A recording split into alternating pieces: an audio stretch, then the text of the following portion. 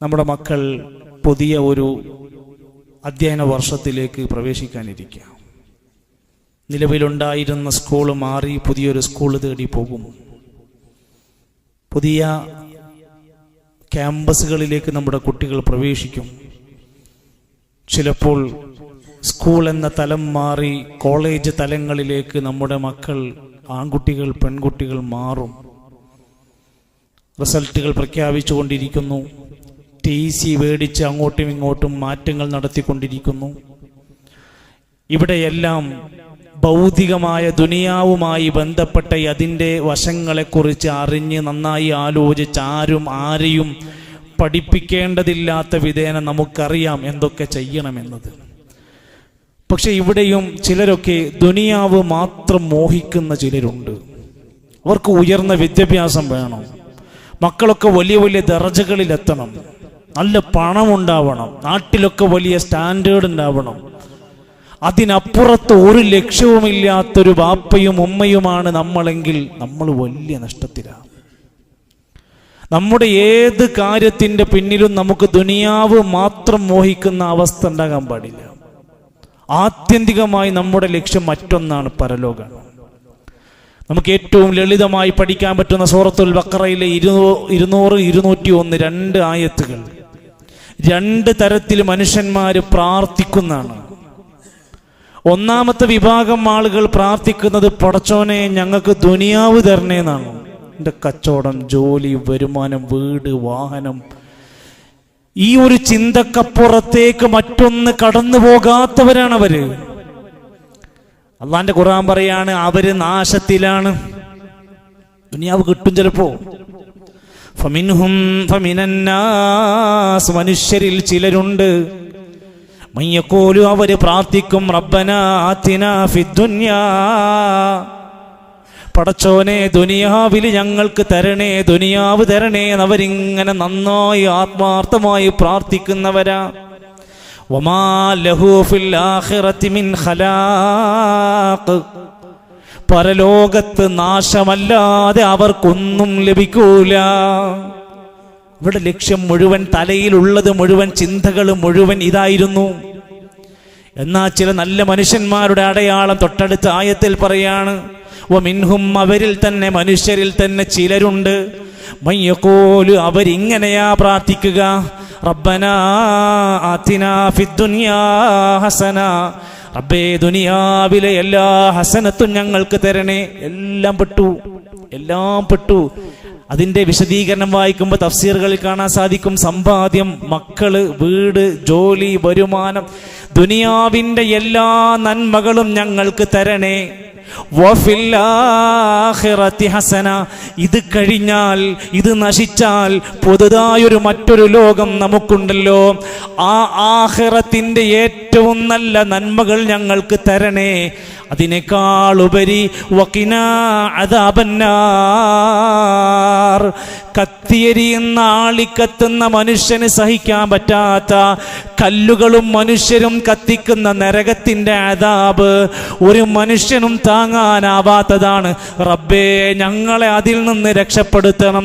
തൊലികൾ വെന്ത് കരിക്കുന്നതാണ്, ഈ ശരീരമാസകലം നരകത്തിലിട്ട് ചുട്ടുപൊള്ളിക്കുന്നതാണ്. കുടിക്കാനൊരു നല്ല ആശ്വാസത്തിന്റെ വെള്ളം ലഭിക്കൂല, കഴിക്കാൻ വിശപ്പകറ്റാൻ നല്ല ഒരു ഭക്ഷണം ലഭിക്കൂല. സുമ്മലാ യമൂതു ഫീഹാ വലാ യഹ്യാ, നല്ല പോലെ ജീവിക്കാൻ കഴിയൂല, എന്നാലങ്ങ് മരിച്ച് നശിച്ച് തീരുകയുമില്ലാത്ത ഒരു വെന്തെരിയുന്ന നരകമുണ്ടെന്ന ബോധ്യത്തോടെ ഞങ്ങളെ രക്ഷിക്കണേ എന്ന പ്രാർത്ഥനയാണ് റസൂൽ കരീം സല്ലല്ലാഹു അലൈഹി വസല്ലം പഠിപ്പിച്ച ഹദീസുകളിൽ കാണാം. സ്വഹാബത്ത് പറയാറുണ്ട്, നബി തങ്ങളുടെ ഭാര്യമാരുടെ റിപ്പോർട്ടിലുണ്ട്, പ്രവാചകൻ ജീവിച്ചിരുന്ന കാലത്ത് ഏറ്റവും കൂടുതൽ പ്രാർത്ഥിച്ചത് അതായിരുന്നു. ഏത്? റബ്ബനാ ആതിനാ ഫിദ്ദുനിയാ ഹസന വഫിൽ ആഖിറതി ഹസന വഖിനാ അദാബന്നാർ. നമ്മൾ എന്തുകൊണ്ടത് പ്രാർത്ഥിക്കാത്തത്? അതിൻ്റെ ഗുണം എന്താന്ന് നമുക്ക് തിരിഞ്ഞില്ല. അതിലെല്ലാം പെട്ടു. ദുനിയാവ് പെട്ടു, പരലോകം പെട്ടു, സ്വർഗം ചോദിക്കൽ അതിൽ പെട്ടു, നരകത്ത് നിന്ന് രക്ഷപ്പെടാനുള്ളത് അകലം എല്ലാം അതിലടങ്ങ. എന്നിട്ട് അല്ലാഹുവിൻ്റെ ഖുർആൻ പറയാ, ഈ സ്വഭാവം നമുക്കുണ്ടെങ്കിൽ, ഈ ഗുണം നമുക്കുണ്ടെങ്കിൽ ഉലൈക ലഹും നസീബും മിമ്മാ കസബു, അവര് സമ്പാദിച്ചതിനുള്ള എല്ലാ ഓഹരിയും അവർക്ക് കിട്ടും. വല്ലാഹു സരീഉൽ ഹിസാബ്, അല്ലാഹു വേഗത്തിൽ വിചാരണ നടത്തുന്നവനാണ്. അതുകൊണ്ട് എല്ലാവരും പരലോകം മാത്രം ചിന്തിച്ചിരിക്കണമെന്നാണോ? അല്ല, നമുക്ക് ലഭിച്ച അവസരങ്ങൾ വെച്ച് ദുനിയാവിൽ ചെയ്യാൻ പറ്റാവുന്ന കാര്യങ്ങളൊക്കെ നമുക്ക് നേടിയെടുക്കാം. ഒരു വീട് വെക്കുന്നതിന് പ്രശ്നമുണ്ടോ? ഒരു വാഹനം മേടിക്കുന്നതിന് പ്രശ്നമുണ്ടോ? ഇസ്തിരി ചുളിയാതെ നടക്കുന്നത് കൊണ്ട് വല്ല പ്രശ്നമുണ്ടോ? ഇല്ല. ഖാറൂനിനോട്, ധിക്കാരിയായി സമ്പന്നനായി ജീവിച്ചിരുന്ന മനുഷ്യനോട് അള്ളാഹുവിന്റെ ഖുർആൻ പറയുന്നുണ്ട്, വലാ തൻസ നസീബക മിനദ് ദുനിയ. ആ നാട്ടിലെ നല്ല മനുഷ്യന്മാര് പോയി ഉപദേശിച്ചു, ഖാറൂനെ, നിന്റെ അടുത്ത് ദുനിയാവുണ്ട്, നിന്റെ അടുത്ത് നല്ല സമ്പത്തുണ്ട്, നീ ദുനിയാവ് മറക്കൊന്നും വേണ്ട, അതൊക്കെ നീ ഉപയോഗിച്ചോ, പക്ഷെ പരലോകം വിട്ടുകളയരുത്. അതവന് ഇഷ്ടയില്ല. അതിൻ്റെ ശിക്ഷയായിരുന്നു ആഴത്തിലേക്ക്, താഴേക്ക്, ഭൂമിയുടെ മണ്ണിൻ്റെ അടിയിലേക്ക് അവനും അവൻ്റെ സമ്പാദ്യ മുതലുകളെല്ലാം കൂടി ആഴത്തിലേക്ക്, മണ്ണിലേക്ക് താഴ്ത്തിയിറക്കിയത് അവൻ ദുനിയാവിന് വേണ്ടി മാത്രം ജീവിച്ചവനായി മാറിയപ്പോഴാണ്. നമ്മുടെ മക്കളെ, നമ്മുടെ പുതിയ തലമുറയെ നമ്മൾ വളർത്തിക്കൊണ്ടുവരുന്നതിൻ്റെ ഏറ്റവും വലിയ ലക്ഷ്യം ഈ ദുനിയാവിലെ എന്തെങ്കിലും സ്വപ്നങ്ങളാണെങ്കിൽ നമ്മൾ നശിക്കും. അതാവരുത് നമുക്ക്. നമ്മുടെ പരമമായ ലക്ഷ്യം പരലോകമാണ്. നാളെ പരലോകത്ത് എൻ്റെ മക്കൾ, എൻ്റെ കുടുംബം രക്ഷപ്പെടണം. ആ രൂപത്തിൽ അവർ അതിനു വേണ്ടുന്ന മാറ്റം, അതിനു വേണ്ടുന്ന രൂപത്തിൽ വീടുകളിൽ, കുടുംബങ്ങളിൽ, നമ്മുടെ ഉപദേശങ്ങളിൽ വരെ പരലോകം ഉറപ്പെടുത്തണം. മോനെ, മരിക്കും, മോളെ, നീ ഇങ്ങനെ ജീവിച്ചാൽ ഖബറിലേക്ക് വന്ന് ചേരേണ്ട ഒരു ദിവസമുണ്ട്. ആരുമാരും സാന്ത്വനം നൽകാത്ത, ആരുമാരും നമ്മുടെ പാപഭാരം ഏറ്റെടുക്കാത്ത, വലാ തസിറു വാസിറത്തും വിസറ ഉഖ്റാ. ദുനിയാവിൽ എന്തെങ്കിലുമൊക്കെ പോലീസ് കേസ് ഉണ്ടെങ്കിൽ പാർട്ടിക്കാർ വരും. ഒരു ഉപകാരമില്ലാത്തവനും അന്ന് തിരിഞ്ഞു നോക്കാൻ വരും. ആരൊക്കെയാണ് ക്രെഡിറ്റ് പറ്റാൻ പറ്റാന്നറിയില്ലല്ലോ. എന്നാ പാപഭാരം ഏറ്റെടുക്കാൻ ഒരാളും വരാത്തൊരു പരലോകം വരാണ്ട്. ആ ഉപദേശമായിരുന്നു, പരലോകമായിരുന്നു നമ്മുടെ മുൻഗാമികളൊക്കെ മക്കൾക്ക് കൊടുത്ത ഏറ്റവും നല്ല പ്രചോദനം, നന്നാകാനുള്ള മാർഗം. നമുക്ക് എപ്പോഴും നമ്മുടെ കുട്ടികളെ പിന്നാലെ നിൽക്കാൻ കഴിയുമോ? ഒരു അധ്യാപകന് 24 മണിക്കൂർ അല്ലെങ്കിൽ സ്കൂളിലുള്ള സമയം മൊത്തം നോക്കാൻ കഴിയുമോ? കഴിയില്ല. ഒരു വാർഡൻ ഹോസ്റ്റലിൽ ഉണ്ടാകും, അയാളെ കൊണ്ട് എല്ലാ സമയത്തും അവനെങ്ങനെ പിന്നാലെ നടക്കാൻ കഴിയുമോ? ഇല്ല. ലുഖ്മാനുൽ ഹക്കീം എന്ന പ്രിയപ്പെട്ട നേതാവ് മഹാവിജ്ഞാനിയായിരുന്നു. ആ മനുഷ്യൻ തൻ്റെ മകന് കൊടുത്ത 10 ഉപദേശം അള്ളാന്റെ ഖുർആനിനകത്ത് കൊടുത്തിട്ടുണ്ട്. യാ ബുനയ്യ, പൊന്നുമോനെ, ഇന്നഹാ ഇൻ തകു മിസ്ഖാല ഹബ്ബത്തിൻ മിൻ ഖർദൽ, നീ ഒരു അണുമണി തൂക്കം ഒരു കാര്യം ചെയ്താൽ, ഫതകും ഫീ സുഖറത്തിൻ, അതൊരു പാറന്റെ ഉള്ളിൽ ഒളിപ്പിച്ചു വെച്ചാലും, ഔ ഫിസ് സമാവാത്ത്, ആകാശങ്ങളിൽ വെച്ചാലും, ഔ ഫിൽ അർളി, ഭൂമിയിൽ എവിടെ കൊണ്ടുപോയി ചെയ്താലും, യഅതി ബിഹല്ലാ, അല്ലാഹ് കൊണ്ടുവരുന്ന ഒരു ദിവസമുണ്ട്. ഞാൻ കാണില്ല എന്ന് നീ നോക്കണ്ട മോനെ, ആരും അറിയണില്ല എന്ന് നീ വിചാരിക്കരുത് മോനെ. ഈ ലോകത്തിന്റെ ഏത് മൂലയിൽ നീ എന്ത് കള്ളത്തരം ചെയ്താലും അല്ലാഹ് കൊണ്ടുവരുന്നതാണ്. ഇന്നല്ലാഹ ലതീഫുൻ ഖബീർ, അല്ലാഹ് സൂക്ഷ്മമായി നിരീക്ഷിക്കുന്നവനാണ്. അവിടുന്ന് മറച്ചു വെക്കാൻ കഴിയൂല, ഒളിപ്പിച്ചു വെക്കാൻ കഴിയൂല. ആ ചിന്ത കടന്നു വന്നാൽ എൻ്റെ നാട്ടുകാർ കാണുന്നില്ല എങ്കിലും അവൻ നല്ലവനായി ജീവിക്കും. ഞാൻ എൻ്റെ വാർഡൻ്റെ മുമ്പിലല്ല, എൻ്റെ അധ്യാപകൻ്റെ മുമ്പിലല്ല, എങ്കിലും അവൻ നന്നായി ജീവിക്കാൻ ശ്രമിക്കും. എൻ്റെ കൈകളിലോ എൻ്റെ ചുണ്ടുകളിലോ ലഹരിയോ ഒരു സാധനം ഞാൻ വെച്ചാൽ അത് അറിയുന്ന ഒരു റബ്ബ് എന്നെ നിരീക്ഷിച്ചു കൊണ്ടിരിക്കുന്നുണ്ട്. ഞാൻ എവിടെ പോയാലും ഞാൻ തനിച്ചല്ല, മൂന്നാമതായി, രണ്ടാമതായി എൻ്റെ റബ്ബുണ്ട് എന്ന ബോധം നമ്മുടെ മക്കളിൽ ഉണ്ടാവണം. അതാണ് പരലോക ചിന്ത. എന്നാൽ നമ്മുടെ മക്കളിൽ രണ്ടാമതൊരു ചിന്ത കൂടെ വേണം. നല്ലതായ ചില ദുനിയാവിൻ്റെ ചിന്തകൾ അവരിലേക്ക് വരണം. അതുമില്ലാതെ എന്ത് അലമ്പായിട്ടും ജീവിക്കാം, എത്ര തോന്നിയാസായിട്ടും ജീവിക്കുക. എന്താ പോണ്ട് കുഴപ്പം? ഞാൻ ഇങ്ങനെയാണ് ജീവിച്ച നിങ്ങൾക്ക് എന്താ കുഴപ്പം? മക്കൾ വാപ്പാനോടൊന്ന് ചോദിക്കുകയാണ്. കാട് പോലത്തെ മുടിയും കൊണ്ട് നടക്കണ പൊന്നു മോനെ. വീടുകളിൽ ഏറ്റവും പ്രശ്നം ഉണ്ടാകുന്ന സീനാണ്. മോനെ ഇതൊന്ന് വെട്ടി ഒന്ന് വൃത്തിയായി നടക്കും മോനെ. ഞാൻ ഇങ്ങനെ നടന്നാൽ നിങ്ങളുടെ തലയിലല്ലല്ലോ, നിങ്ങൾക്ക് എന്ത് കുഴപ്പം? മോളെ ഞാൻ മഫ്തന്റെ പിന്നൊന്ന് കുത്തിയൊന്ന് ശരിക്കൊന്ന് വൃത്തി. ഞാൻ ഇങ്ങനെ നടന്നാൽ നിങ്ങൾക്ക് എന്ത് കുഴപ്പം? ദുനിയാവ് പോലും, ദുനിയാവിലെ ലാഭങ്ങൾ പോലും ചിന്തിക്കാത്ത കുറെ മനുഷ്യർ. നല്ല ചില ദുനിയാവിന്റെ ചിന്തകൾ, ഭൗതികമായി നല്ല വിദ്യാഭ്യാസം കൊടുക്കൽ, അതിൻ്റെ നല്ല ക്വാളിറ്റിയുള്ള വിദ്യാഭ്യാസം കൊടുക്കുക, നല്ല നിലവാരമുള്ള സ്ഥാപനങ്ങൾ നോക്കി അവരെ അതിലേക്ക് എത്തിക്കുക, നല്ല കോഴ്സുകൾ അവരെ പഠിപ്പിക്കുക. നമ്മൾ എന്താ തീരുമാനിക്കല്? അവൻ ജ്യേഷ്ഠന്റെ മോൻ അവിടെയാ പഠിച്ചത്, മൂത്തമ്മന്റെ മോൻ അവിടെയാ പഠിച്ചത്, മൂത്തമ്മാന്റെ മോൾ ഈ കോഴ്സ് എടുത്തത്, അതുകൊണ്ട് എൻ്റെ മോളും ഈ കോഴ്സ് എടുക്കുന്നത്. എല്ലാവർക്കും ഒരേ തലയല്ല, എല്ലാവർക്കും ഒരേ ബുദ്ധിയല്ല, എല്ലാവർക്കും ഒരേ കൺസെപ്റ്റ് അല്ല. അതൊക്കെ കണ്ടറിഞ്ഞ് പാകപ്പെടുത്തി കൃത്യമായി ആ കോഴ്സ് കൊണ്ട്, ആ കോളേജ് പോയതുകൊണ്ട് ഉപകാരം ഉണ്ടോ എന്ന് 4 വട്ടം ഇരുന്ന് ചിന്തിച്ച് വേണം മുന്നോട്ട് പോകാൻ. ഓരോരുത്തരുടെ കറക്റ്റ് എബിലിറ്റി മനസ്സിലാക്കി അതിലേക്ക് അവർ കൊണ്ടുപോകണം. എവിടെ പഠിപ്പിക്കണം, എങ്ങനെ പഠിപ്പിക്കണം. SSLC കഴിഞ്ഞാൽ അടുത്ത ഭാഗം തിരഞ്ഞെടുക്കുമ്പോൾ, +2 കഴിഞ്ഞ് അടുത്ത കോഴ്സ് തിരഞ്ഞെടുക്കുമ്പോൾ കൃത്യമായ ബോധം ഉണ്ടാവണം. കുട്ടികൾക്ക് ചിലപ്പോൾ അതിനെക്കുറിച്ച് ധാരണയുണ്ടാവില്ല. വേണമെങ്കിൽ അവിടെ അധ്യാപകരോട് ചോദിക്കാം, മോൾക്ക് ഏത് കാര്യത്തിലാണ് കൂടുതൽ മാർക്കും സ്കോറൊക്കെ എങ്ങനെയാണെന്നൊക്കെ അന്വേഷിച്ച്. അതൊരു ദുനിയാവിൻ്റെ നേട്ടമാണ്. ഒരു വ്യക്തി എന്ന നിലക്ക് എൻ്റെ മകനും എൻ്റെ കുടുംബത്തിനും, എന്തിനേറെ ഈ സമുദായത്തിനും എൻ്റെ മഹല്ലിനും ഞാൻ ഈ പഠിക്കുന്ന 5 കൊല്ലം കൊണ്ട് വല്ല ഫായിദയുണ്ടോ ആലോചിക്കണം. ഇന്നെന്തുള്ളത്? ഒരു ഉപകാരമില്ലാതെ പറയും. എത്ര ലക്ഷങ്ങൾ മുടക്കിയിട്ട് അവസാനം അതുമായി ബന്ധപ്പെട്ട ഒരു ജോലിയില്ലാതെ പോകുന്നു. എന്നിട്ട് വേറെ ഏതെങ്കിലും കടയിൽ പോയി ജോലിക്കുന്നു, അല്ലെങ്കിൽ ഏതെങ്കിലും കമ്പ്യൂട്ടറുമോ പിടിച്ചിരിക്കുന്നു. പഠിച്ചതൊന്നും ആവില്ല, ചിലപ്പോൾ ജോലിക്ക് അവൻ പോവുക. ഇത്രയും കൊല്ലം അയാൾക്ക് വേണ്ടി പണം ചെലവഴിക്കുക. വാപ്പാൻ്റെ അവസ്ഥ എന്തായിരിക്കും?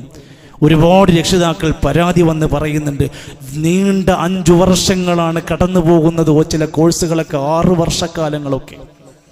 അതുകൊണ്ട് ആ കാര്യം നമ്മുടെ ശ്രദ്ധയിലുണ്ടാവണം. 3-ാമത്തേത്, നമ്മൾ നമ്മുടെ മക്കളുടെ കാര്യത്തിൽ എടുക്കേണ്ടുന്ന കൃത്യമായ അജണ്ടയാണ് വിദ്യാഭ്യാസ സ്ഥാപനങ്ങൾ തിരഞ്ഞെടുക്കുന്നത്. വിദ്യാഭ്യാസ സ്ഥാപനങ്ങൾ തിരഞ്ഞെടുക്കുന്നത് ശ്രദ്ധിച്ചില്ലെങ്കിൽ നിങ്ങളുടെ മകൻ ഒരു ഹാഫിളാണ് എന്നത് പോലും നിങ്ങൾക്ക് ഉപകാരത്തിൽപ്പെട്ടുള്ളന്നില്ല. ഒരു പണ്ഡിതന്റെ മകനാണ് എന്ന് പറയുന്നത് പോലും പിന്നെ ഫലമില്ലാതെയായി പോകും. അങ്ങനെ എത്രയോ സംഭവങ്ങൾ നമ്മുടെ മുമ്പിലുണ്ട്. ആ സ്ഥാപനം അത്രമേൽ മോശമാണെന്ന് തിരിച്ചറിയാൻ വൈകിയിട്ടുണ്ടാവും. നല്ലവണ്ണം പ്രിയപ്പെട്ട രക്ഷിതാക്കളെ, എത്രയോ ലക്ഷങ്ങൾ ഡൊണേഷൻ കൊടുത്തു. നമ്മുടെ കുട്ടിക്ക് വെള്ളിയാഴ്ച ജുമാക്ക് പള്ളി പോകാൻ പറ്റൂല. 5 കൊല്ലം നമ്മളെ കുട്ടി ജുമാക്ക് പോകണില്ലെങ്കിൽ പിന്നെ എന്തിനു പറ്റും? മുസ്ലിം പെൺകുട്ടികളായ നമ്മുടെ മക്കളെ ആ സ്ഥാപനത്തിന്റെ റൂളാണ്, നിഖാബ് ധരിക്കാൻ പാടില്ല, മുഖം മറക്കാൻ പാടില്ല, മുഖമക്കന ധരിക്കാൻ പാടില്ല. പിന്നെന്തിന് നമ്മൾ അവിടെ ലക്ഷങ്ങൾ കൊണ്ടുപോയി കൊടുക്കണം? നേരെ തിരിച്ച് ചിന്തിക്കുന്ന രക്ഷിതാക്കൾ ഒരുപാട് പേരുണ്ട്, ഞാൻ കാണാതെ പോവില്ല.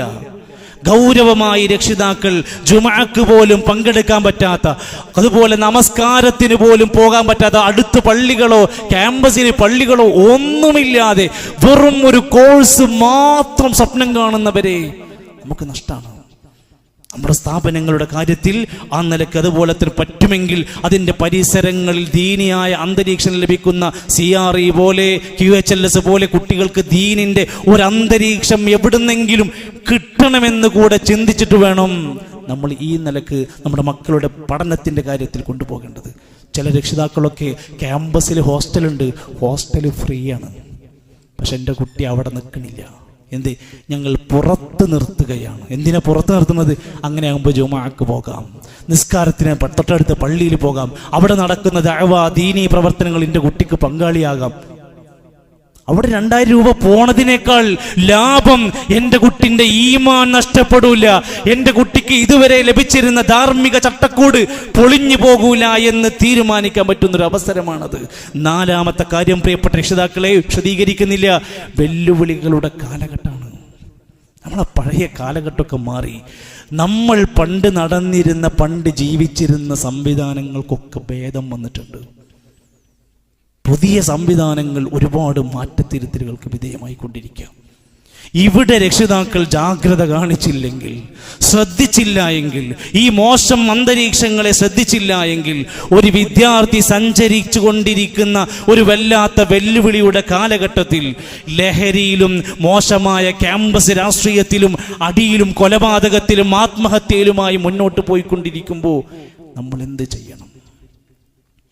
ഒരു ഗ്രാമിന് 5000 മുതൽ 10000 രൂപ വരെ കൊടുത്ത് വില കൊടുത്ത് MDM ഉപയോഗിക്കുന്ന നമ്മുടെ മക്കളെ പുതിയ ഭാവിയെക്കുറിച്ച് നമ്മൾ നല്ലവണ്ണം മനസ്സിരുത്തണം. അതിനേക്കാൾ വലിയ പ്രശ്നമാണ് നമ്മുടെ കുട്ടിയുടെ വിശ്വാസം, ഈമാൻ പൊളിയുന്ന പുതിയ വെല്ലുവിളികളുണ്ട്. ഒരു ക്യാമ്പസിലേക്ക് നമ്മുടെ മകനങ്ങ് കയറി ചെല്ലുന്നു, അല്ലെങ്കിൽ മകളങ്ങ് പോകുന്നു. 2 മാസം കഴിഞ്ഞ് അവൾ തിരിച്ചു വന്നിട്ട് ചോദിക്കാൻ തുടങ്ങുന്നു, ഇപ്പൊ ദൈവം ഇല്ലെങ്കിൽ എന്താ കുഴപ്പം? മതം ഇല്ലെങ്കിൽ എന്താണ് കുഴപ്പം? ഞാനൊരു 18 വയസ്സായാൽ എനിക്ക് സ്വാതന്ത്ര്യമായി. എന്ത് സ്വാതന്ത്ര്യമുള്ളത്? എനിക്ക് എൻ്റെ ഇഷ്ടമനുസരിച്ച് വേഷം ധരിക്കാം, നിസ്കരിക്കാതെ നടക്കാം, എനിക്കിഷ്ടപ്പെട്ട ആളുടെ കൂടെ ഇണയായി എനിക്ക് ജീവിക്കാം. വിവാഹം എന്തിന്? എനിക്ക് ജീവിച്ചാൽ പോരെ. ഇതൊരു ലിബറലിസത്തിന്റെ പുതിയ ചിന്താധാരകളുമായി നമ്മുടെ മക്കൾ ദൈവത്തിന്, പടച്ചോനെ ചോദ്യം ചെയ്യുന്ന അവസ്ഥ ഇന്ന് നമ്മൾ കണ്ടുകൊണ്ടിരിക്കുന്നുണ്ട്. ഏത് വേദിക്ക് മുമ്പിലും കുട്ടി എഴുന്നേറ്റെന്ന് പറയും, ഞാനൊരു മുസ്ലിമാണ്. ഈ അവസ്ഥയിലേക്ക് വരുന്ന, ആ രൂപത്തിലേക്ക് വരാതിരിക്കാൻ നമ്മുടെ മക്കളോട് നമ്മൾ ഇസ്ലാം കൽപ്പിച്ച വാക്ക് നോക്കൂ. നിങ്ങൾ നിങ്ങളുടെ മക്കളെ 7 വയസ്സായാൽ സ്വല പഠിപ്പിക്കണം, നിസ്കാരം ശീലിപ്പിക്കണം. ഏത് നിസ്കാരം? ഇന്ന സ്വലാത്ത കാനത അലൽ മുഅ്മിനീന കിതാബൻ മൗഖൂതാ. സമയബന്ധിതമായ ഇസ്ലാമിന്റെ ഇബാദത്താണ്. ഇന്ന സ്വലാത്ത തൻഹാ അനിൽ ഫഹ്ശാഇ വൽ മുൻകർ. എല്ലാ മ്ലേച്ഛ സ്വഭാവങ്ങളിൽ നിന്ന്, നീചമായ പെരുമാറ്റങ്ങളിൽ നിന്ന് മനുഷ്യനെ തടയുന്ന ഇബാദത്താണ് നിസ്കാരം. അതുകൊണ്ടാണ് നമ്മളെ കുട്ടികൾ കൃത്യമായി നിസ്കരിക്കുന്നവർക്ക് തെറ്റ് ചെയ്യാൻ കഴിയില്ല. അവർ നിസ്കാരത്തിൽ മോശമായാൽ തെറ്റുകൾ അവർ വന്ന് വീടുകൊണ്ടിരിക്കും. 10 വയസ്സായിട്ട് നമസ്കരിക്കാത്ത മക്കളെ അടിക്കാൻ പറഞ്ഞതൊക്കെ ആ തർബിയത്തിന്റെ ഭാഗമാണ്. അവർക്ക് വയസ്സ് ഓരോ 5 വയസ്സിൽ കിട്ടേണ്ടതുണ്ട്, 10 വയസ്സിൽ കിട്ടേണ്ടതുണ്ട്. മദ്രസാ വിദ്യാഭ്യാസം അതിന്റെ പ്രായത്തിൽ കൊടുക്കേണ്ടതുണ്ട്. CR ലഭിക്കേണ്ടുന്ന പ്രായത്തിൽ അത് കൊടുക്കേണ്ടതുണ്ട്. ഈ പ്രായത്തിനെ മനസ്സിലാക്കി അനുയോജ്യമായ സംവിധാനങ്ങൾ ദീനീ രംഗത്ത് അവർക്ക് ലഭിക്കേണ്ടതുണ്ട്. 5-മത്തേത്, നമ്മുടെ സ്കൂളുകളെ പോലെ നമ്മൾ ശ്രദ്ധിക്കേണ്ടതാണ് മദ്രസ. നമുക്കിവിടെ മദ്രസ സംവിധാനമുണ്ട്. കേരളത്തിന്റെ പുരോഗതി ഇങ്ങനെ എടുത്ത് വാർത്തകൾ വായിക്കുമ്പോൾ അതിനിടയ്ക്ക് നമ്മളിങ്ങനെ പറയും, ഞങ്ങൾക്ക് 1000കണക്കിന് മദ്രസ ഉണ്ട് എന്നൊക്കെ നമ്മൾ പറയും. മദ്രസ സിസ്റ്റത്തെ കുറിച്ചുള്ള നമ്മുടെ കാഴ്ചപ്പാട് എന്താണ്? എല്ലാ ദിവസവും മദ്രസയിൽ വരണമെന്ന് പറഞ്ഞാൽ നമ്മൾ എത്ര രക്ഷിതാക്കൾ മദ്രസയിൽ പറഞ്ഞേക്കും? സമയം കുറക്കാൻ വേണ്ടി എത്ര പേരാണ് പ്രയാസപ്പെട്ടുകൊണ്ടിരിക്കുന്നത്? മദ്രസയെ കുറിച്ച് സമയം കൂടുതലാണ്. സ്കൂളിൽ 7000 ഫീസ് കൊടുക്കുന്ന തൻ്റെ കുട്ടികൾ പഠിക്കുന്ന വിദ്യാലയത്തിൽ, തൻ്റെ മക്കൾ പഠിക്കുന്ന മദ്രസയിൽ 150 രൂപ 200 ആക്കണം എന്ന് പറഞ്ഞാൽ പ്രതിഷേധിക്കുന്നവരാ നമ്മൾ. നമ്മൾ അവിടെയാണ്. നമുക്ക് മദ്രസ എന്താണ്? നിസ്കാരം പഠിക്കുന്ന, ഖുർആൻ പഠിക്കുന്ന, പരലോകം പഠിക്കുന്ന, ഉമ്മാനിപ്പാനി നോക്കണമെന്ന് പഠിപ്പിക്കുന്ന മദ്രസയ്ക്ക് ഒരു 200 രൂപ കൊടുക്കുമ്പോഴത്തേക്ക് നമുക്ക് ഒരുപാട് നഷ്ടം. നമുക്ക് നമ്മളെ പോക്കറ്റ് കാലിയായ പോലെയാ. ഞാൻ ഇവിടുത്തെ മദ്രസന്റെ കാര്യം പറയില്ല, ടോട്ടലി നമ്മുടെ നാട്ടിലുണ്ടാകുന്ന ഒരു വലിയ ചർച്ചയാണ്. മദ്രസയിൽ ഫീസ് കൂട്ടി എന്ന് പറഞ്ഞാൽ വലിയ വിവാദങ്ങളായി മാറുക. കൊടുക്കണം. നമ്മുടെ നാട്ടിലെ ഏറ്റവും ശമ്പളം കുറവുള്ള വിഭാഗാരെന്നറിയൂ? മദ്രസാധ്യാപകർ. നിങ്ങൾ പരിശോധിക്കും, നിങ്ങളുടെ വീട്ടിലെ മാലിന്യങ്ങൾ തച്ച് ക്ലീനാക്കാൻ വരുന്ന ഒരാൾക്ക് കൊടുക്കുന്ന സാലറി എത്രയാണ്? നിങ്ങളുടെ മദ്രസകളിലെ അധ്യാപകർക്ക് കൊടുക്കുന്ന തുച്ഛമായ ശമ്പളത്തിന്റെ ബോധം നിങ്ങൾക്കുണ്ടോ? എന്തുകൊണ്ട് നമ്മൾ സമൂഹം മദ്രസകളെ കാണുന്നില്ല? ഇസ്ലാം പറഞ്ഞു, ആരെങ്കിലും ദീനിന്റെ മാർഗം പഠിക്കാൻ വേണ്ടി പ്രവേശിച്ചാൽ മൻ സലക ത്വരീഖൻ യൽതമിസു ഫീഹി ഇൽമൻ സഹലല്ലാഹു ലഹു ത്വരീഖൻ ഇലൽ ജന്ന. സ്വർഗ്ഗത്തിലേക്കുള്ള മാർഗത്തിലാ പ്രവേശിക്കുന്നത്. അത് പഠിപ്പിക്കാൻ വരുന്ന ഒരാൾ വ ഇന്നൽ മലായികത ലതളഉ അജ്നിഹതഹാ ലിതാലിബൽ ഇൽമി, ദീൻ പഠിക്കാൻ പോകുന്ന വിദ്യാർത്ഥിക്ക് വേണ്ടി മലായികത്തുകൾ ചിറക് വിരിച്ചു കൊടുക്കും. വ ഇന്നൽ മതം പഠിപ്പിക്കുന്ന വ്യക്തിക്ക് വേണ്ടി ആകാശങ്ങളിലുള്ളവർ പാപമോചനം തേടിക്കൊണ്ടിരിക്കും. ഭൂമിയിലുള്ളവർ സമുദ്രത്തിനകത്തുള്ള മത്സ്യങ്ങൾ പോലും ആ വ്യക്തിക്ക് വേണ്ടി ഇസ്തിഗ്ഫാർ നടത്തിക്കൊണ്ടിരിക്കും. അത്രക്ക് വിലയുണ്ട് ഇസ്ലാമില്. നാട്ടിൽ എന്താണ് സ്ഥാനം? മദ്രസാ വിദ്യാഭ്യാസത്തിന് നന്നായി പ്രോത്സാഹിപ്പിക്കാൻ നമുക്ക് വലിയ രൂപത്തിൽ മുന്നോട്ട് കൊണ്ടുപോകാൻ കഴിയും. നമ്മുടെ പ്രാർത്ഥനയിൽ വരെ ആദ്യത്തെ വാക്ക് അല്ലാഹുമ്മ അസ്ലിഹ് ലീ ദീനി അല്ലദീ ഹുവ ഇസ്മതു അംരി. അല്ലാഹുവിൻ്റെ ദീന് നന്നാക്കി തരണേ.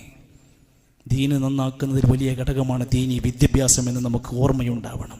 ഒരു കുട്ടി വളർന്നിങ്ങനെ വലുതാകുമ്പോൾ നമ്മുടെ സ്വപ്നങ്ങളൊക്കെ കൃത്യമായി പൂവണിയണമെങ്കിൽ നമ്മളൊന്ന് മരിച്ച് കണ്ണടച്ചാൽ നമ്മുടെ ഖബറിൻ്റെ ചാരത്ത് വന്നൊന്ന് നമ്മുടെ കുട്ടിക്ക് പ്രാർത്ഥിക്കണമെന്ന് തോന്നണമെങ്കിൽ അതിനൊരു അറിവ് കിട്ടാനുണ്ട്. മരണസമയത്ത് ഒരു കലിമ ഉച്ചരിച്ച് നമ്മുടെ മുമ്പിൽ ഒരു ലാ ഇലാഹ ഇല്ലല്ലാഹ് ചൊല്ലിത്തരാൻ ഒരാളവിടെ വേണമെങ്കിൽ അത് ബോധം കിട്ടേണ്ടതുണ്ട്. നമുക്കേറെ പ്രതിഫലം കിട്ടുന്ന, മരിച്ചാലും തീരാതെ കൂലി കിട്ടുന്നത് വലദുൻ സാലിഹുൻ യദ്ഉ ലഹു. അതുകൊണ്ട് ഈ തരത്തിലുള്ള ചിന്തകൾ ഈ ഒരു പുതിയ മെയ് മാസത്തിൻ്റെ തുടക്കത്തിലേ പറയാം. നമ്മുടെ മനസ്സിൽ പുതിയ അധ്യയന കാലം വരുമ്പോൾ ഒരു ധർമ്മ കാഹളം മുഴക്കുന്ന നല്ല ചിന്തകളോടെ ഈ കാലഘട്ടത്തിൻ്റെ വെല്ലുവിളികളെ തിരിച്ചറിഞ്ഞുകൊണ്ട് വളരെ രൂപത്തിൽ പ്ലാൻ ചെയ്തുകൊണ്ട് നല്ല ചർച്ചകളോടെ നമ്മുടെ മദ്രസകളുടെ അതുപോലെ തന്നെ മറ്റു വിദ്യാഭ്യാസ സംവിധാനങ്ങളെക്കുറിച്ച് ആലോചിക്കണം. അതോടൊപ്പം കുട്ടികളുടെ വളർച്ചയിൽ ഉയർച്ചയിൽ ലഭിക്കുന്ന നല്ല നല്ല അവസരങ്ങൾ നമ്മൾ പലപ്പോഴായി പറഞ്ഞു.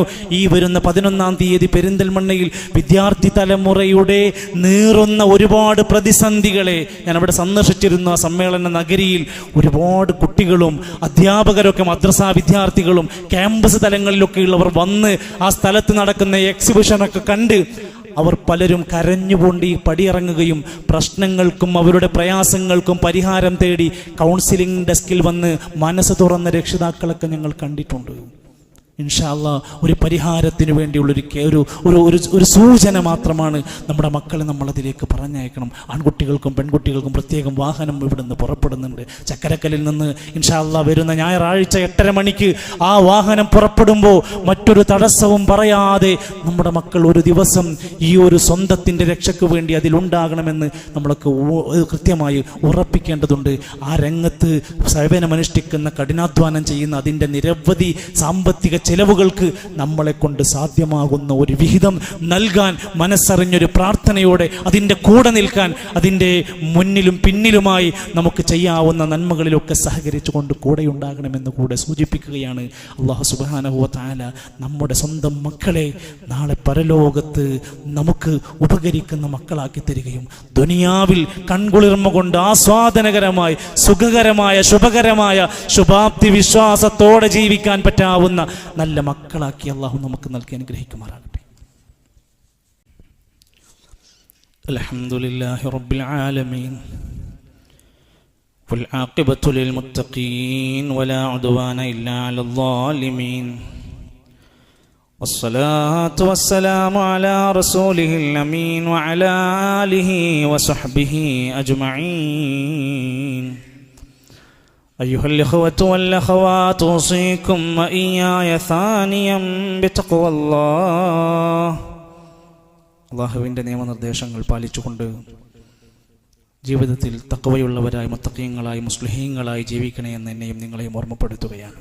അല്ലാഹു നമ്മെ സഹായിക്കുമാറാകട്ടെ.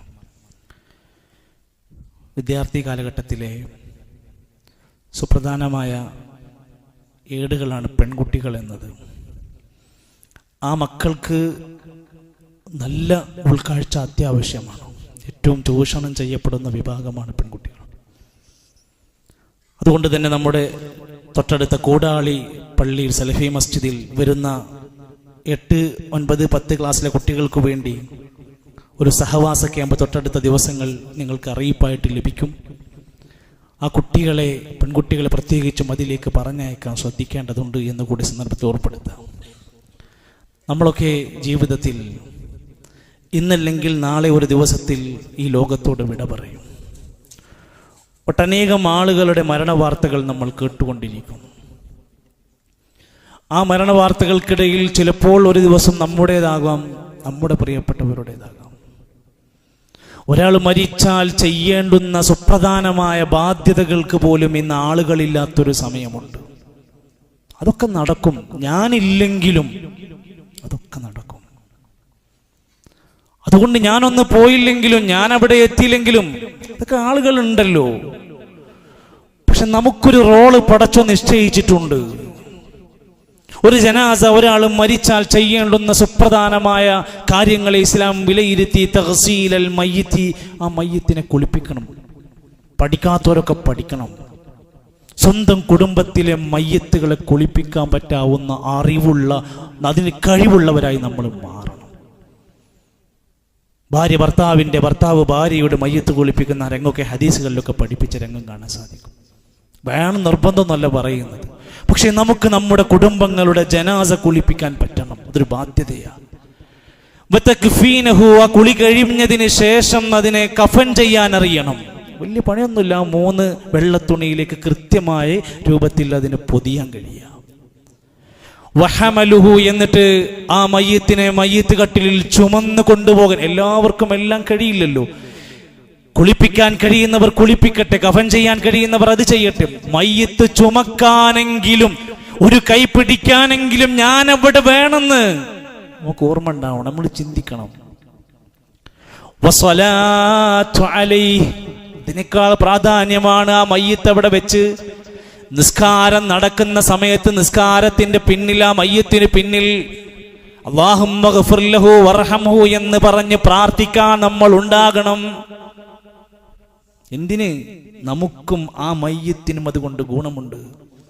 മയ്യത്ത് ചുമന്ന്, മയ്യത്ത് നമസ്കരിച്ച്, മയ്യത്തിനെ ഖബറിലേക്ക് ഇറക്കി വെക്കാൻ പോകുന്ന വ്യക്തികൾക്ക് പറഞ്ഞ പ്രതിഫലം നിസാരമായിട്ടല്ല പറഞ്ഞത്. ഖീറാത്താനി, 2 ഖീറാത്ത് പ്രതിഫലമുണ്ട്.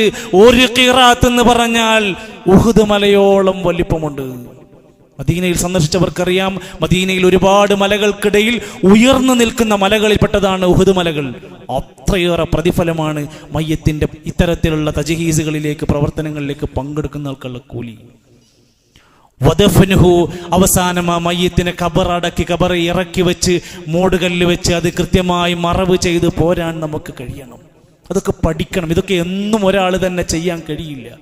മാറി മാറി അത് ചെറുപ്പക്കാരൊക്കെ, പ്രത്യേകിച്ച് ആരോഗ്യമുള്ളവരൊക്കെ അത് പഠിച്ചു മനസ്സിലാക്കാൻ ശ്രമിച്ച് മുന്നോട്ട് വരേണ്ടതുണ്ട്. 3 പിടി മണ്ണ് വാരിയിട്ട് ആ മയ്യത്തിന് വേണ്ടി തസ്ബീഹ് ചൊല്ലാനുള്ള സമയം നമ്മുടെ തിരക്കുകൾക്കിടയിൽ ഒന്ന് കണ്ടെത്തണം. പിന്നെന്താണ് നമ്മൾ മുസ്ലിങ്ങൾ തമ്മിലുള്ള ബന്ധം? പിന്നെന്താണുള്ളത്? 3 പിടി മണ്ണ് വാരിയിടുമ്പോൾ നമ്മുടെ നാട്ടിൽ മിൻഹാ ഖലഖനാകും വഫീഹാ നുഈദുകും വമിൻഹാ നുഖ്രിജുകും താറതൻ നുഖറ. ഹദീസിലില്ല, സുന്നത്തിലില്ല, മദ്ഹബിന്റെ കിതാബുകളിൽ വന്നിട്ടില്ല. എവിടുന്നൊക്കെയോ ചില പരാമർശങ്ങൾ ഉണ്ടെങ്കിലും അങ്ങനെ ഒരു സുന്നത്തില്ല. എന്നാൽ 3 പിടി മണ്ണ് വാരിയിട്ട സംഭവം ഹദീസുകളിൽ ഉണ്ട് എന്നുകൂടെ ആ കാര്യത്തിൽ ഓർമ്മിക്കുക. ഹഖുൽ മുസ്ലിമി, ഒരു മുസ്ലിമിന് മറ്റൊരു മുസ്ലിമിനോടുള്ള 6 ബാധ്യതകളിൽ ഒന്ന് ഇത്തിബാഉൽ ജനാസ, ഒരു ജനാസയെ അനുഗമിക്കുമ്പോൾ അതിന്റെ പിന്നിൽ കൂടെ നടക്കുക. ഇതൊരു ബാധ്യതയായിട്ടാണ് പറഞ്ഞത്. അതിന്റെ പ്രതിഫലം അത് തന്നെ പഠിപ്പിച്ചിരിക്കുന്നത്. നബി കരീം സല്ലല്ലാഹു അലൈഹി വസല്ലമ ആ നമസ്കാരത്തിന്റെ കാര്യത്തിലൊക്കെ കാണിച്ചത് കാണാം. നബി തങ്ങളുടെ കാലഘട്ടത്തിൽ ഒരു ജനാസയെ മറവ് ചെയ്തു. ആരുമല്ല, മദീന പള്ളി അടിച്ചു വാരി വൃത്തിയാക്കിയിരുന്നൊരു സ്ത്രീയായിരുന്നു. ആ സ്ത്രീ മരിച്ചു. വേഗത്തിൽ അവർ മറവ് ചെയ്തു. നബി തങ്ങൾ ഇത് അറിഞ്ഞിട്ടില്ല വിവരങ്ങൾ. അടുത്ത ദിവസം ഇവരെ കാണാതായപ്പോ അന്വേഷിച്ചു. അവരെവിടെ പോയി? അവരെ കാണുന്നില്ലല്ലോ. അവർ മരിച്ചു നബിയെ. നബിതങ്ങൾ ചോദിച്ചു, ദുല്ലൂനി അലാ ഖബരിഹ, അവരുടെ ഖബറൊന്ന് എനിക്ക് കാണിച്ചു തരുമോ?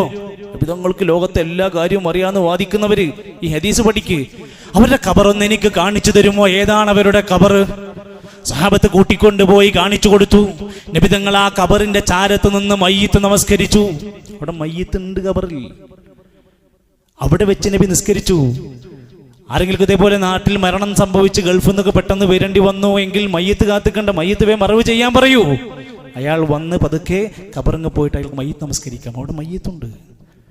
എന്നാൽ മയ്യിത്തില്ലാത്ത നമസ്കാരം നബി സല്ലല്ലാഹു അലൈഹി വസല്ലം നമസ്കരിച്ചത് ഒറ്റ ഘട്ടത്തിലാണ്. നജാഷി എന്ന് പറയുന്ന ഒരു രാജാവ് മരിച്ചു. ഒരൊറ്റ മുസ്ലിം മയ്യിത്ത് നമസ്കരിക്കാൻ നാട്ടിലില്ല. മദീനയിൽ ഇരുന്ന് നബി തങ്ങൾ പറഞ്ഞു, ആ മയ്യിത്തിന് വേണ്ടി നമ്മൾ നിസ്കരിക്കണം. നിസ്കരിച്ചു. അവിടെ മയ്യിത്തില്ല, പക്ഷേ മറവ് ചെയ്ത് കഴിഞ്ഞിട്ടാണ് സംഭവം അറിയുന്നത്. എന്നാൽ പിൽക്കാലത്ത് സ്വഹാബത്തോ താബീങ്ങളോ ആരൊക്കെയോ എവിടെയൊക്കെയോ മരിച്ചതിന്റെ പേരിൽ അവിടെ വെച്ച് മയ്യിത്ത് നമസ്കാരം സംഘടിപ്പിക്കാറില്ല. മുന്നിൽ ഒരു മയ്യിത്തുണ്ടെങ്കിലാണ് മയ്യിത്ത് നമസ്കാരം സംഘടിപ്പിക്കാറുള്ളത്. നമ്മുടെ നാട്ടിൽ മയ്യിത്ത് നമസ്കാരമൊക്കെ കഴിഞ്ഞ് മറവൊക്കെ ചെയ്ത് കഴിഞ്ഞാൽ പിന്നെ കത്ത് കൊടുത്തേക്കണ നാട്ടിലേക്ക്, എന്തിനാ അടുത്ത വെള്ളിയാഴ്ച എല്ലാവരും മയ്യിത്ത് നിസ്കരിക്കണം. അപ്പൊ നിസ്കാരം ഇവിടെ കഴിഞ്ഞിട്ടുണ്ട്, മറവ് ചെയ്ത് കഴിഞ്ഞിട്ടുണ്ട്, പിന്നെ അതിന്റെ ആവശ്യമില്ല. പിന്നെ മയ്യിത്തിന് വേണ്ടി പ്രാർത്ഥിക്കലാണ് അതിന്റെ ഏറ്റവും പ്രസക്തമായ ഭാഗം എന്ന് നമ്മൾ ഓർക്കുക. അതേപോലെ തന്നെയാണ് റസൂൽ കരീം സല്ലല്ലാഹു അലൈഹി വസല്ലം അവിടുന്ന് പഠിപ്പിച്ചിരിക്കുന്ന സുന്നത്തുകളുടെ കൂട്ടത്തിൽ കാണാം, ഒരു ജനാസ ഒരു വീട്ടിൽ നിന്ന് മരണം സംഭവിച്ചു കഴിഞ്ഞാൽ അവർക്ക് വേണ്ടി തഅസിയത്ത്, അവരെ ഒന്ന് സമാധാനിപ്പിക്കുക. വല്ലാത്തൊരു ഏർപ്പാടായിരിക്കും. അവരുടെ പ്രിയപ്പെട്ടവരാണ് വിട്ടുപോയിരിക്കുന്നത്. അവരെ എവിടെ നിന്ന് കാണുകയാണെങ്കിലും, പള്ളിയെന്നോ അങ്ങാടിയെന്നോ എവിടെ നിന്ന് കണ്ടാലും അവരുടെ മയ്യിത്തിന് വേണ്ടി പ്രാർത്ഥിച്ച് അവരോട് ക്ഷമിക്കാൻ പറഞ്ഞ് അവരെ സമാധാനിപ്പിക്കുക എന്ന പണിക്കാണ് തഅസിയത്ത്. അതിന് നമ്മൾ കുറേ കെട്ടും മാറാപ്പും കോഴിമുട്ടിൻ എല്ലാം കൂടി എടുത്തു പോകേണ്ട ആവശ്യമില്ല. സമാധാനിപ്പിക്കുക, ആശ്വസിപ്പിക്കുക എന്നാണ് വാക്കിന്റെ അർത്ഥം. സഹാബത്തൊക്കെ കണ്ടാൽ പറയാറുണ്ട്, അഅ്ളമല്ലാഹു അജ്റക്, അല്ലാഹു നിങ്ങൾക്ക് വമ്പിച്ച പ്രതിഫലം തരട്ടെ. വഅഹ്സന അസാഅക വഗഫറ ലിമയ്യിതിക, നിങ്ങളുടെ മയ്യിത്തിന് അല്ലാഹു പുറത്തു കൊടുക്കട്ടെ, നിങ്ങൾ നല്ല ക്ഷമിക്കണം എന്നൊക്കെ പറഞ്ഞ് ആ കുടുംബക്കാരെ സമാധാനിപ്പിക്കുന്ന രീതി ഇസ്ലാമിലുണ്ട്. എന്നാൽ ഒരു ജനാസയെ ഖബറടക്കി കഴിഞ്ഞാൽ ചില കാര്യങ്ങൾ പാടില്ലാത്തതാണ്, ശ്രദ്ധിച്ചോളൂ. ചില കാര്യങ്ങൾ ഹറാമാണ്. കർമ്മശാസ്ത്ര ഗ്രന്ഥങ്ങളിലൊക്കെ കാണാം, യുഹറമു റഫഉൽ ഖബരി ഫൗക ശിബിരിൻ, ആ ഖബർ എത്ര നല്ല മനുഷ്യൻ്റെതാണെങ്കിലും ഒരു ചാണിൽ അധികം ഉയർത്തിക്കെട്ടാൻ പാടില്ല. മണ്ണിങ്ങനെ കുറെ ബാക്കിയുണ്ട്, ഇങ്ങനെ കൊണ്ടുവന്ന് കൂട്ടാൻ പാടില്ല. ഒരു ചാണോളം ഉയരത്തിലാണ് ഖബർ ഉയർത്താൻ പാടുള്ളൂ, അതിനപ്പുറം ഉയരാൻ പാടില്ല. വതജ്സീസഹു, ഖബറുമ്മ കുമ്മായമടിക്കാൻ പാടില്ല. വതഖ്ബീലഹു, ഖബറിനെ ചുംബിക്കാൻ പാടില്ല. വതബ്ഖീറഹു, ഖബറിൽ പുകക്കാൻ പാടില്ല. എന്തെങ്കിലും സുഗന്ധം കൊണ്ടുവന്ന് പുകക്കാൻ പാടില്ല. വൽ കിതാബ, ഖബറിൽ എഴുതി വെക്കാൻ പാടില്ല. വൽ ജുലൂസ്, ഖബറിൽ ഇരിക്കാൻ പാടില്ല. അവിൽ മഷിയ, ഖബറുമ്മ കൂടെ നടക്കാൻ പാടില്ല. വ ഇസ്റാജുൽ ഖുബൂർ, ഖബറിൽ വെളിച്ചം കൊണ്ടുപോയി കത്തിച്ചേക്കാൻ പാടില്ല. വിളക്കത്തിച്ചേക്കുക, ബൾബ് കത്തിച്ചേക്കുക. വത്തവാഫ, ഖബറിൽ തവാഫ് ചെയ്യാൻ പാടില്ല. അതൊക്കെ കേരളത്തിന്റെ പല മുക്കുമൂലകളിൽ നടക്കുന്നുണ്ട്. അതൊക്കെ ഔലിയാക്കന്മാരാണ്, മഹാന്മാരാണെന്ന് പറഞ്ഞ് ഇസ്ലാമിലെ നിയമങ്ങളെല്ലാം ലംഘിക്കാനുള്ളതല്ല മഹാന്മാർ. ഈ നിയമങ്ങളൊക്കെ എല്ലാവർക്കും ബാധക. ഖബറിൽ മസ്ജിദ് ഉണ്ടാക്കാൻ പാടില്ല. മസ്ജിദ്, ഒരു മയ്യിത്തിനെ പള്ളിക്ക് അകത്ത് മറവ് ചെയ്യാൻ പാടില്ല. ഇതൊക്കെ ഇസ്ലാമിക ലോകത്ത് അറിയപ്പെടുന്ന കിതാബുകളുടെ അകത്ത് കിടക്കുന്നുണ്ട്. പാലിക്കാൻ നമ്മൾ സന്നദ്ധരാവണം. നാട്ടിൽ വെല്ലുവിളി ഉണ്ടാവും. ഇത് പറഞ്ഞു കൊടുത്താൽ എതിർക്കാൻ ആദ്യം ചിലപ്പോൾ പുരോഹിതന്മാർ രംഗത്ത് വരും. പറയുക എന്നത് നമ്മുടെ ഉത്തരവാദിത്തമാണ്. പറഞ്ഞു കൊടുക്കുക എന്നത് നമ്മുടെ ബാധ്യതയാണ്. അല്ലാഹു സുബ്ഹാനഹു വ തആല നമ്മിൽ നിന്ന് മരണപ്പെട്ടു പോയവർക്കെല്ലാം മഗ്ഫിറത്തും റഹ്മത്തും നൽകുമാറാകട്ടെ. പ്രിയപ്പെട്ട നമ്മുടെ സുഹൃത്ത് അബ്ദുൽ ഖാദർ സാഹിബ് ആവൂട്, അദ്ദേഹത്തിന്റെ പിതാവ് ഇന്നലെ മരണപ്പെട്ടു. പാളയം ഖബർസ്ഥാനിലാണ് അദ്ദേഹത്തെ മറവ് ചെയ്തിരിക്കുന്നത്. അല്ലാഹു ആ മയ്യിത്തിന് മഗ്ഫിറത്തും റഹ്മത്തും നൽകി അനുഗ്രഹിക്കുമാറാകട്ടെ. കുടുംബത്തിന് ക്ഷമയും പ്രതിഫലവും നൽകുമാറാകട്ടെ. നമ്മുടെ ജീവിതത്തിലെ പ്രിയപ്പെട്ട പലരും ആറടി മണ്ണിൽ ബർസഖിന്റെ ലോകത്ത് ബാപ്പയും ഉമ്മയും മക്കളും ഭാര്യയും ഭർത്താവും ഒക്കെ ഉണ്ട്. അല്ലാഹു അവർക്കെല്ലാം അവരുടെ ബർസഖ് നീ വിശാലമാക്കി കൊടുക്കണേ റഹ്മാനെ. ഞങ്ങളൊക്കെ മരിക്കുമ്പോൾ ആറടി മണ്ണിലേക്ക് കൊണ്ടുപോയി വെക്കുന്ന സമയത്ത് റബ്ബേ, നല്ല സ്വാലിഹീങ്ങളുടെ മരണം ഞങ്ങൾക്ക് നീ സമ്മാനിക്കണേ റഹ്മാനെ. അല്ലാഹുവേ, ഞങ്ങളെ സ്വർഗത്തിന്റെ അഹ്ലുകാരാക്കി മാറ്റണമേ. അള്ളാഹുവേ ഞങ്ങളുടെ പാപങ്ങളെല്ലാം പുറത്ത് മാപ്പാക്കണമേ. അള്ളാഹുവേ ഞങ്ങളുടെ എല്ലാ രോഗികൾക്കും ശിഫ നൽകണേ റഹ്മാനെ. അള്ളാഹുവേ ഞങ്ങളുടെ വരുമാന മാർഗ്ഗങ്ങളിലെല്ലാം ഖൈറും ബറക്കത്തും നൽകണമേ. സ്വാലിഹീങ്ങളായ സന്താനങ്ങളെ പ്രദാനം ചെയ്യണമേ. അള്ളാഹുവേ ഞങ്ങളുടെ നല്ല മുറാദുകൾ ഹാസിലാക്കി തരണമേ. പ്രവാസികളായ ഞങ്ങളുടെ സഹോദരങ്ങൾക്ക് നീ ആശ്വാസം നൽകണേ റഹ്മാനെ. ഇന്ത്യ രാജ്യത്ത് അക്രമത്തിൻ്റെ, ഭീകരതയുടെ, യുദ്ധത്തിൻ്റെ പശ്ചാത്തലങ്ങൾ കേട്ടുകൊണ്ടിരിക്കുകയാണ് റഹ്മാനെ. സമാധാനം ഞങ്ങളുടെ നാട്ടിൽ നൽകണേ റഹ്മാനെ. അവിവേകികളായ വിവരമില്ലാത്തവരുടെ അതിക്രമങ്ങളിൽ നിന്ന് ഞങ്ങളെ നീ രക്ഷപ്പെടുത്തണേ റഹ്മാനെ. അള്ളാഹുവേ ഇന്ത്യ രാജ്യത്ത്, ഞങ്ങളുടെ രാജ്യത്ത് നിർഭയത്വം സമ്മാനിക്കണേ റഹ്മാനെ. അല്ലാഹുമ്മ ഗ്ഫിർ ലിൽ മുഅ്മിനീന വൽ മുഅ്മിനാത്ത് വൽ മുസ്ലിമീന വൽ മുസ്ലിമാത്ത് അൽഅഹ്യാഇ മിൻഹും വൽ അംവാത്ത്. അല്ലാഹുമ്മ റബ്ബനാ ആതിനാ ഫിദ് ദുനിയ ഹസന വഫിൽ ആഖിറതി ഹസനതൻ വഖിനാ അദാബൻ നാർ. ربنا تقبل منا إنك أنت السميع العليم وتب علينا إنك أنت التواب الرحيم. ربنا توفنا مسلمين وألحقنا بالصالحين. وصلى الله على نبينا محمد والحمد لله رب العالمين.